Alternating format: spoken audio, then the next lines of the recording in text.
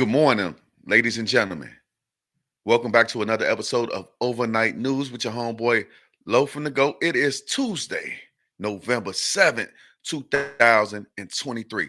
All right, so I just want to let you guys understand just a little something about this show. This show right here is meant for you guys to hear news stories that you might not have heard because you're too busy with your day in and day out going on in life. You're just a little bit too busy to catch the news. So guess what?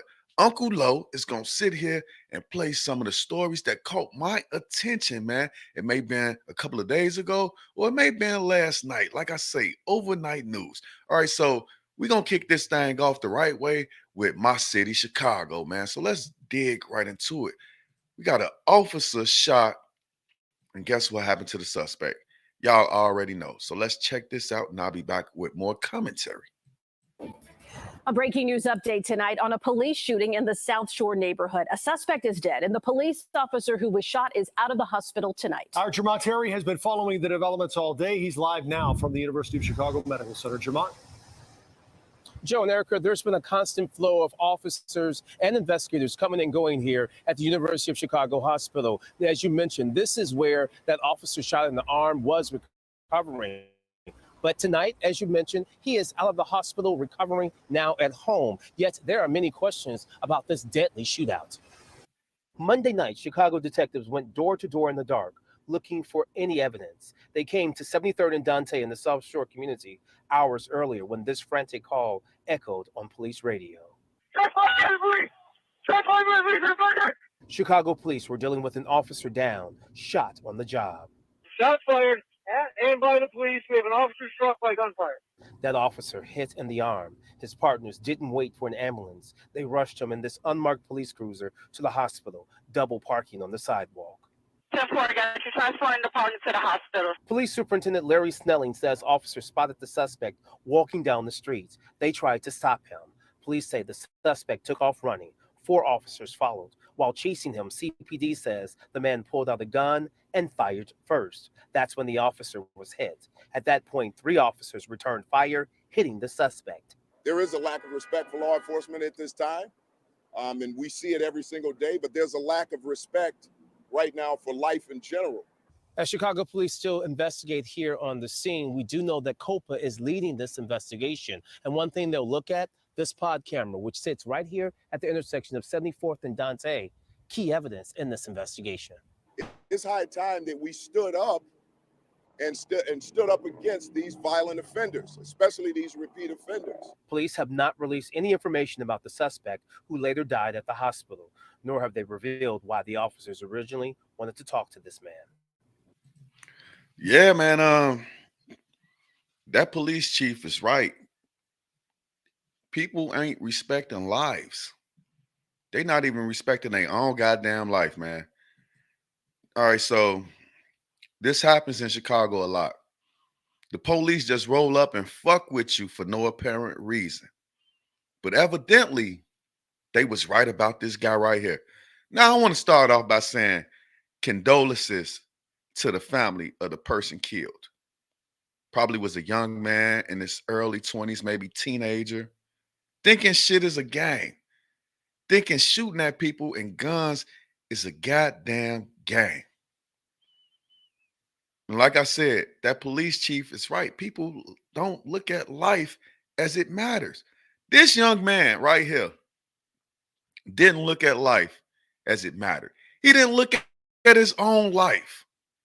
And that's the saddest part. So imagine what he was finna do to somebody else. Because let me tell y'all something, man. I'm not the brightest light bulb in the cabinet. But if I know it's 4 police officers chasing me and I got a gun, especially in Chicago, I'm going to go down and do those little 3-4 little years that they finna give me. 15 months, some shit like that. I'm going to go down for that. I ain't finna start shooting at these motherfuckers. Not one person against 3 cops. It just don't add up. It's because this person probably feel in the middle of his heart, he's going to come back. He's going to respond to this earth. His family's not going to miss him. That's the saddest part about this whole entire situation. Now, I know a lot of people gonna look at it and say, "Lo, this is police violence. We should be marching about this shit." But what was that young man finna do to somebody else? Maybe nothing. But he should have had the common sense to just try to run and get away. You shoot at 4 officers. 4 motherfuckers hopped out the car. You thought it was gonna be a different kind of outcome? You thought you was gonna escape? Let me tell you something. If he would have escaped, that would have been 1 in a million. For every one person, especially when it's 4 cops, that shoot at a police officer and live and get away with it, that's 1 in a million. Now his family got to mourn his death because he wasn't smart enough to know he was outnumbered. He was outgunned. And like I said, man, if you can't do the time, don't walk around with guns. And maybe he was about to do a crime. Walking around in the middle of the night by yourself in Chicago, police will stop you. They might not arrest you for the weed. They might not arrest you for drugs. They might just take your shit and throw it away. But if you shoot at them, that's a dangerous situation, ladies and gentlemen. And that person didn't have the common sense to know that if he shoot at the police, especially with 4 of them, if I shoot at this police officer, it's a good chance I ain't going home to my kids. It's a good chance I ain't going home to my family. If this person wasn't thinking like that, maybe he didn't deserve to be here. It's a sad situation, y'all. It's a sad situation. You know, I hate to say it like that, but maybe he shouldn't have been here.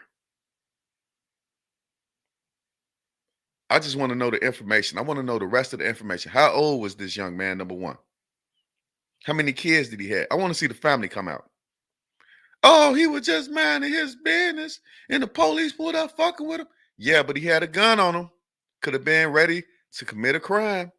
In fact, he did commit a crime when he shot at the police officer. Not only having a gun on him was terrible, but he actually shot at a police officer. So imagine what he would have did to an old lady that was having to go to her car in the middle of the night, or a young lady, or even a man or a boy. Imagine what he would have did to them if he didn't care about his own life. It's a sad situation, ladies and gentlemen. I hate it happened. I really do. Like I said, my condolences to the family. But you got motherfuckers shooting police officers. You know what they're going to do to us. You know what they're going to do to Low. You know what I'm saying? So y'all tell me how y'all feel about that particular story in the comment section. Tell me how y'all feel about it. Because like I said, it don't add up.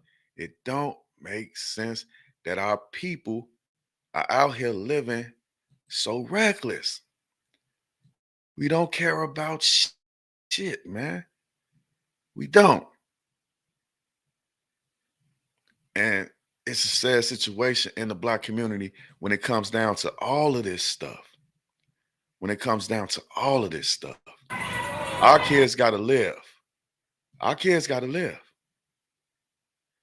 And like I said, when the details come out about this young person, it's going to be even sadder. He's going to have a family. People are going to miss him. Like I said, tell me how y'all feel about that particular story in the comment section. I'll be back later. I'll be back later with updates. All right. Let's move on to our next story. All right. So New York City, man. It's a bunch of Latinos that flooded New York, just like they flooded Chicago, right? I don't know if these are the migrants, but these Latinos in New York, they figured out a way to get some money, right? Let's play this story. It's pretty interesting, man.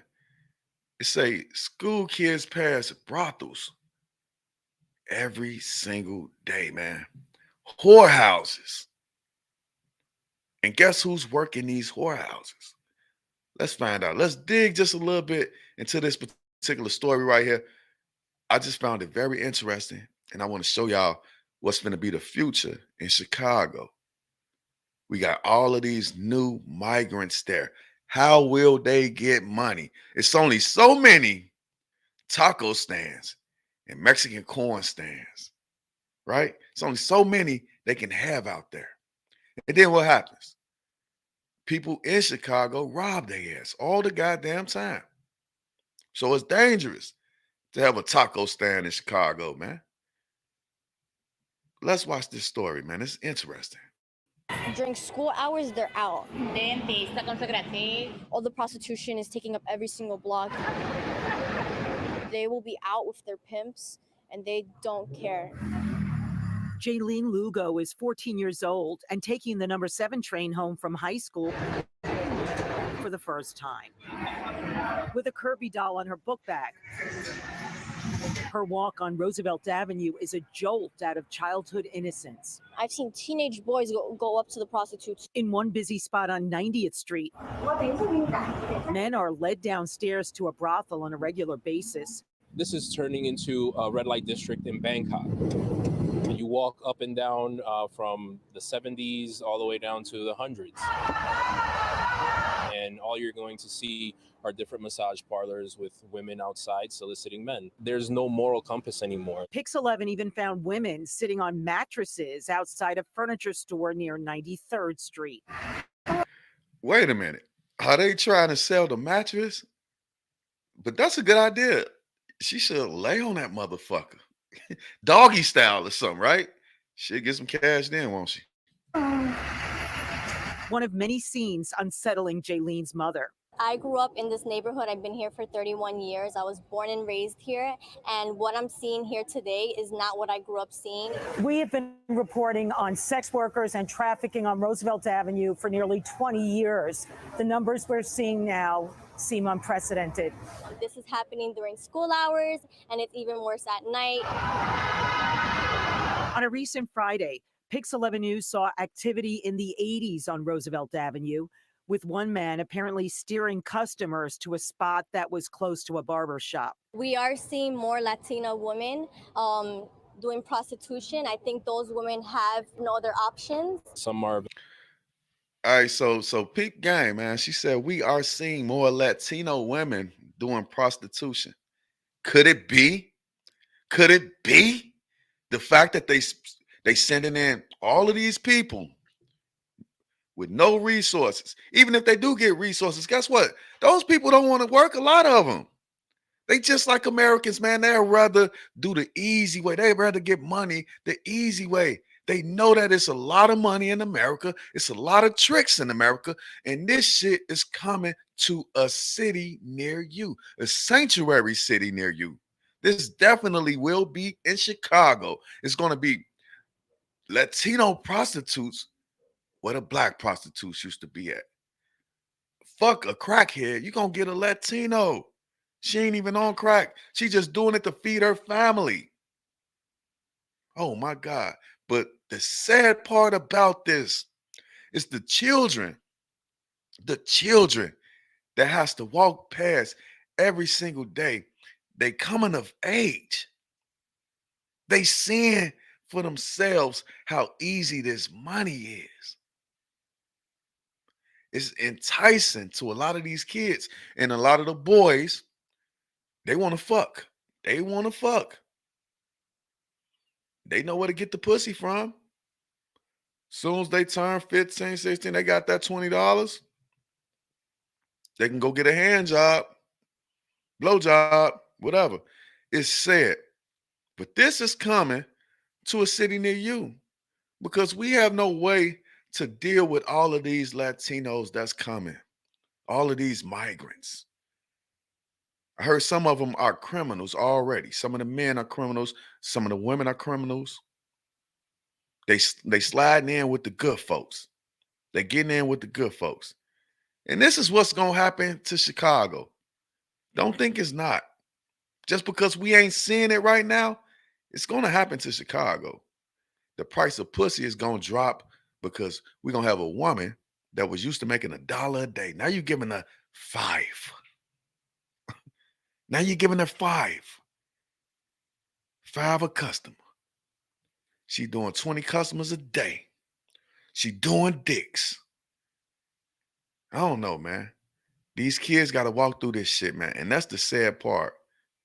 That's the sad part. But what do you expect? Look at that street. Look at the street. It would be packed with people, even if the prostitutes wasn't out there. It'll be packed with criminals, even if the ladies of the night were not out there. These kids, our kids, American kids, are living in dangerous situations, and we're going to get billions and billions of dollars. And I know that they're going to misuse the money. You ain't going to even tell that it was $5-6 billion brought in. You ain't going to be able to tell. Because niggas gonna still be on the corner. These Mexicans and Latinos and Venezuelans, they gonna still be on the corner, outside sleeping in tents.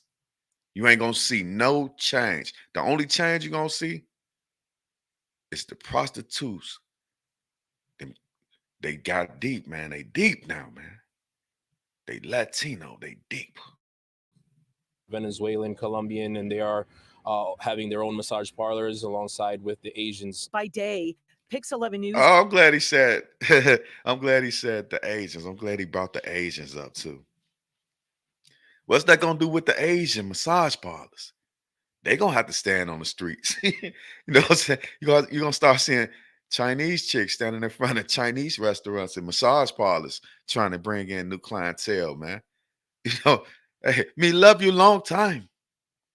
But it's sad though, man. It's sad that these kids got to walk through this. And that's what this story is about. It's about that young girl that's going to school and she's seeing these ladies out here making money. That could change her. That could change her, man. Noticed a row of women near a physical therapy office on 92nd Street. The manager inside telling us it's hurting his business. Because patients they don't want to come in to do therapy because they are being harassed. We spotted a surveillance camera over the tiny hallway where the alleged brothel is located, which had wallpaper on its door. Eddie said police shut it down several weeks ago. I was happy, and then after 2 weeks, they came again. The manager of a cell phone store on the other side is also aggravated. Porque nos afecta el negocio. Los clientes no quieren entrar, aparte. All right, why she ain't speaking fucking English? You in America now. You should be speaking English. We don't understand what you're talking about. Well, we understand because we read it. But yeah, man, yeah, this is crazy. This is crazy. More and more Latino women are hitting the streets because guess what? It's more and more Latino women out here now, man. They out here. And what do we expect? What do we expect? What up, C Hood, man? Shout out C Hood, man. Thanks, bro. Hey, what do we expect, man? Yeah, we expect to see more and more prostitution going on in Chicago, New York, Atlanta. What are these women gonna do? They got a moneymaker and they gonna use it. They gonna use it. That's why I say the mayors, they don't care about us. They don't, this Brandon Johnson, he don't give a shit. He don't give a shit, y'all. Because Brandon Johnson wants to bring in this type of crime to Chicago. That's exactly what's going to happen. They're bringing in this crime to Chicago, man. And it said, we're going to see the same exact thing in our communities. We can't even get a hold of what we got going on. But guess what? Guess what? We're going to have a new set of prostitutes, man. Latino, spicy Latinas walking around up and down Michigan Avenue, up and down State Street. They're going to have new horse spots. They're going to have new ones because these Latino women are going to be out there trying to get $1. And trust me, when you're used to making $1 a day, you come here, $5 for a hand job, $5 for head. Oh man, They gonna love it. They gonna love it. Y'all acting like everybody that came is gonna be some law-abiding citizens, man. We're gonna have gang members in that shit. We're gonna have prostitutes. We're gonna have pimps. We're gonna have everything, y'all. That's why we need to stop it. That's why we don't want it in the black community. And I showed y'all a video the other day. Latinos don't want their ass in their community. So why would y'all try to throw these people in the black community? Y'all can't put them in our shit. We don't want to be involved with them in Chicago. And that's just the way it's been since we've been living in Chicago, man. The kids got to go to school, man. We got to get these kids in school, y'all. Period. We got to get these kids in school, man. What's that, man? They've been selling cats since the beginning of time, man. Yes, see, Hood. That's the oldest profession, man. Prostitute is the oldest profession. They've been selling cat since Jesus, before Jesus, and after Jesus, man. That's what's going on. They're going to continue. But it's going to get worse on our streets, man, because they influxing us with all of these fucking migrants, man. They hitting us with an influx of migrants, and they're going to have to make some money some type of way, man. By hook or crook, goddammit. That's what's going on, man. By hook or crook, they going to get some money. All right, man, we got to move on just a little bit, man. Overnight news with your homeboy loafing to go, man. Overnight news with your homeboy loafing to go. It's going to take us all the way to California, y'all. It's going to take us all the way to California. This next story right here. Let me pull it up real quick. Bam. What is this, man? We got a Jewish man that died in America for what's happening overseas. What's happening overseas is affecting America, man. Let's check it out. Man, just playing a picture? What the fuck? I don't know what the hell that is. Let's check this out, though. Jewish man. So what this telling me is, that, look, I was just at a Trump rally. I was just at a Trump rally, right? And here come this psycho Democrat bitch hopping out the car screaming, he's a racist. He's a racist. And I'm looking at her. I'm looking at her like, bitch, you insane. You are insane. If this ain't for you, why are you here? Jumped up in people's face screaming Trump was a goddamn racist. I'm like, lady, you're crazy. This has nothing to do with you. Keep going. Park the car in the goddamn middle of the streets. This has nothing to do with you. Why would you stop? Why would you stop and act as if you got to say something? You don't have nothing to say. It don't matter what's going on. If it has nothing to do with you, leave this shit alone, man. So that's what's going on right here in California. What's going on is these motherfucking people are acting like we in a war zone. You know what I'm saying? They acting like we the ones in a goddamn war zone. Yeah, ladies and gentlemen, they acting like we the ones, and that should affect us, right? And it don't affect us until it affects us, right? And that's what's going on right now. Now it's starting to affect us. Let's check this out. Witness says that her small group of pro-Israel supporters were targeted by those counter-protesters. The Ventura County Sheriff's Department now investigating if this violent and deadly incident was a hate crime. Paramedics rushed to help 69-year-old Paul Kessler, who is Jewish, after being hit in the head and knocked to the ground by a counter-protester at dueling pro-Israel and pro-Palestinian demonstrations. A witness who doesn't want to be identified says it was a heated confrontation. They were both on an even ground, and they were yelling at each other, and then the man brought his megaphone up and hit Paul, and Paul went down. Kessler was bandaged up and rushed to the hospital, where authorities say he died from his blunt force head injury. His death ruled a homicide. It never should come to this. I mean, people could state their opinions and things like that, but it should never end up in we have a funeral well, coming up of someone that simply went to wave an Israeli flag. What do you say? A deadly encounter happened Sunday afternoon at Thousand Oaks as the two sides gathered on opposite corners at Westlake Boulevard and Thousand Oaks Boulevard. Witnesses say members of the pro-Palestinian group came over to them and began antagonizing the group when it suddenly turned violent. I couldn't believe it. I thought he was out of his mind to do something so physical like that. The man witnesses identify as the suspect can be seen giving deputies his version of what happened. The Ventura County Sheriff's Department now investigating if the deadly encounter was a hate crime. It is a hate crime. There's no question about it. If they wouldn't have come over and tried to provoke us, then this wouldn't have happened. The Ventura County Sheriff's Department is set to hold a press conference tomorrow morning about the case, the very same day that Paul Kessler will be laid to rest.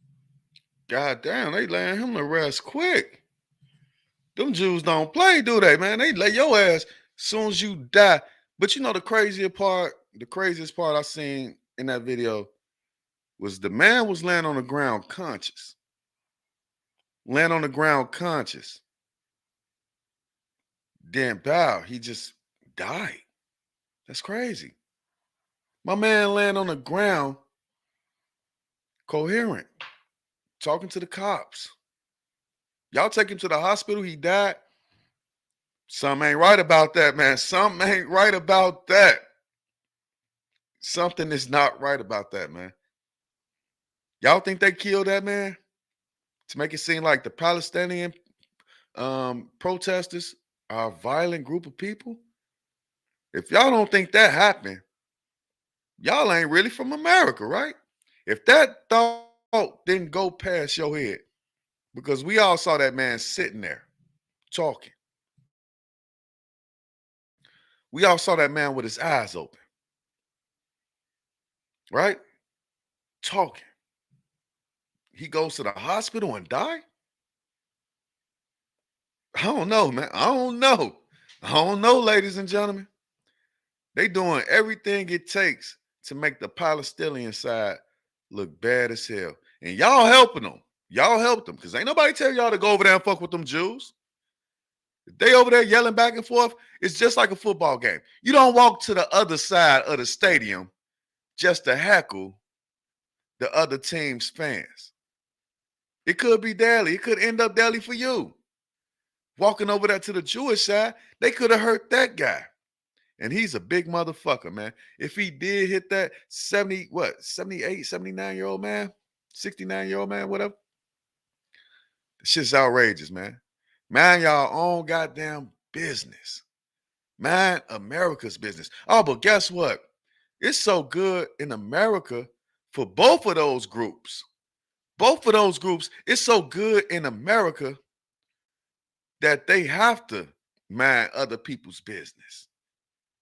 Because they ain't got no issues in America. Palestinian people, they not in jail behind bars like a motherfucker. They not being fucked with by the police. The Jewish people, we already know they rich as hell. They own every goddamn thing in America. So they not worried about what happens in America unless it happens to them specifically. This situation, it could add fuel to the fire. It could add fuel to the goddamn fire in America. You know, all it's going to do is have the police shut down the Palestinian side. That's what's going to happen. They're going to be shutting down the protests, right? Because wherever you protest at, like I said with the Trump situation, wherever you protest at, it's going to be some people against you. It's going to be people that don't like what you're talking about, that don't like the fact that you out there exercising your right to protest. And they're going to come over there and they're going to fuck with you. And that's what these people do, man. My thing that I seen, that woman said, it's a hate crime. It's a hate crime. No, I got to stop her right there. The woman that said it was a hate crime, Miss Lady, it was not a fucking hate crime. How was that a hate crime? Both of them happened to clash. That's accidental. They didn't go looking for Jewish people to jump. They didn't go looking like they do blacks. They didn't go looking for those people to jump or to fuck with. No, man. That's accidental death, man. That's less than manslaughter in my eyes because the guy was talking. And then other witnesses said that he accidentally hit him. It was an accident. You know what I'm saying? So let me tell y'all something. Now they want it to be hate crimes. See, Palestine? See what they doing to y'all people? You know, y'all got to slow down just a little bit. Don't attack no Jewish peoples. Don't attack no rabbis. Y'all got to keep it cool because they're going to blame the whole situation on y'all. And it don't make no sense to me, but that's the sense of America. That's what America does. That's what America does. Except for when it comes down to Jews and whites. Now, they singular. They are singular when it comes down to Jews and whites. But when it comes down to black and brown, oh, it's a hate crime, definitely. Definitely, it's a hate crime. All right, so that brings us to this story, right? That was one man that died. I'm pretty sure that guy, he have a hard time after that. He have a hard time beating those charges. I'm gonna take y'all to this other story right here, man. A boat captain, pled guilty after 34 people died. 34. A guilty verdict handed down to the captain of the Conception dive boat, where 34 people died tragically after the boat caught fire in 2019. 69-year-old Jerry Boylan of Santa Barbara was found guilty of one count of misconduct or neglect of ship. The actual legal term is seaman's manslaughter. He was accused of abandoning the ship during the blaze while 33 passengers and one crew member were trapped below deck. Family members spoke out after the verdict. We are so relieved tonight to know that we didn't abandon our son and 33 others like Captain Boylan and the crew did. I don't feel happiness, I just feel relief that the deaths of all of our loved ones was vindicated. The verdict came more than 4 years after that September 2019 tragedy that led to many changes to maritime regulations. Boylan was the only person facing criminal charges connected to the fire. He could get 10 years behind bars when he's sentenced on February 8th. Hello. God damn. Wait a minute. Let me get this straight. 34 people died on a boat. Was he the only person that escaped the goddamn boat? They never said that. Was he the only person that survived that fire on that boat? How the fuck is 34 people on a boat anyway? Sleep. But the question that really bothers me is if it was an accidental fire, if it was ruled that it started down at the bottom of the boat, just because he's the captain, he have to run into the fire? Let me get that straight. I'm trying to figure out what they was trying to say, what they charged this man with. 34 people died. He's walking around. Evidently, he bonded out because he was just walking around. So 34 people died. If I'm on a boat and I'm the captain and I'm not sleeping with the rest of the people, the crew and the people that, you know, the passengers, I'm not sleeping with them. And it happens to be a fire. And I can't get to the passengers or I can't get to the crew because the fire's right there, blocking the entrance. I'm not allowed to jump off that goddamn boat and save my own ass? That's what I'm trying to figure out. Because 34 people died in this boat. And they charged the captain because the captain, he jumped off the boat and tried to swim for his fucking life? Make it make sense. Because if this guy set the fire or had something to do with it, wouldn't he be in jail? Wouldn't he be charged with more crazier charges? Wouldn't he be charged with first-degree murder of 34 people? I don't know, man. I do not know, man. I just found that story crazy as hell. Why did they arrest the captain of the boat if he couldn't get to the people that was downstairs. Why did they arrest him if he could not get to those people that were downstairs and he saved himself? Is that a crime?